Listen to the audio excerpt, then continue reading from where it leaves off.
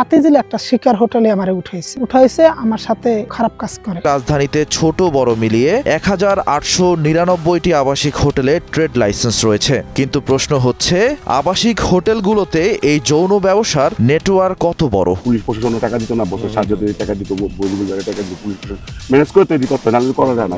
পুলিশটাই আগে রেট নিয়ে আগে বলে দিত, সবাই টাকা খায়, এসপিটিসি এইটিসি সবাই টাকা খায়, নাহলে হোটেলের চলা থাকবে। এই চক্রের জবানবন্দিতে প্রেমিক চক্র বা নারী পাচার সিন্ডিকেটের অপরাধ সম্পর্কে একটা স্পষ্ট ধারণা পাওয়া যায়। জাদু শহর ঢাকায় নাকি এমন ঘটনা ঘটে অহরহই।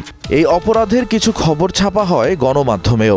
নারী পাচারে যুক্ত থাকার অভিযোগে আবাসিক হোটেলগুলোর বিরুদ্ধেও মানব পাচার, ধর্ষণ, অপহরণের মতো মামলাও হয় কখনো সখনো।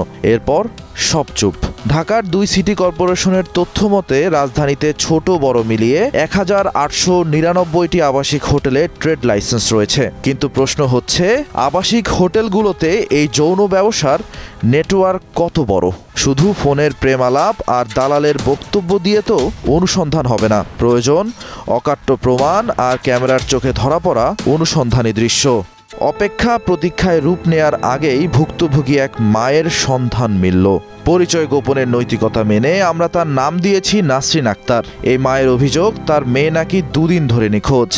মার্কেট করতে গেছি জুরাইন, ওই জামের ভিতরে আমি আসছি, মেয়ে নাই, ওখান থেকে মেয়ে উধাও। পরে আমি থানায় গেলাম, বলছে আপনি জুরাইন শ্যামপুর থানায় যান। শ্যামপুর থানায় আমি গেলাম, হ্যাঁ বলে যেখানে ঘটনা ঘটছে, যেখানে আপনার যে এরিয়ায় আপনার মেয়ে আছে ওই এরিয়ায় যান।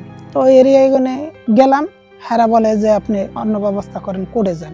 মেয়ে হারিয়ে যাওয়ার 48 ঘন্টা পেরোলেও স্থানীয় প্রশাসনের কোনো সহায়তা পাননি নাসরিন। এরই মধ্যে অচেনা নম্বর থেকে নাকি নাসরিনের কাছে তার মেয়ে, যার ছদ্মনাম দিয়েছি আমরা সাদিয়া, তার একটা কল আসে। গ্রুপ কলে যার সাথে কথা বলতাম ওই হারুন আমারে নিয়ে আইছে, হাতিঝিলে একটা শিকার হোটেলে আমারে উঠাইছে আমার সাথে খারাপ কাজ করে। বলছে এইটুকি যে মা, আমি যে তোমার সাথে কথা বলছি এই নাম্বারে তুমি আর কল দিও না। নাসরিন ততক্ষণে বুঝতে পেরেছেন যে তার মেয়ে সাদিয়া প্রেমিকরূপী ভয়ঙ্কর এক নারী পাচারকারীর ফাঁদে পড়েছে। কথোপকথনের মধ্যেই সাদিয়া একটা হোটেলের নামও জানায়।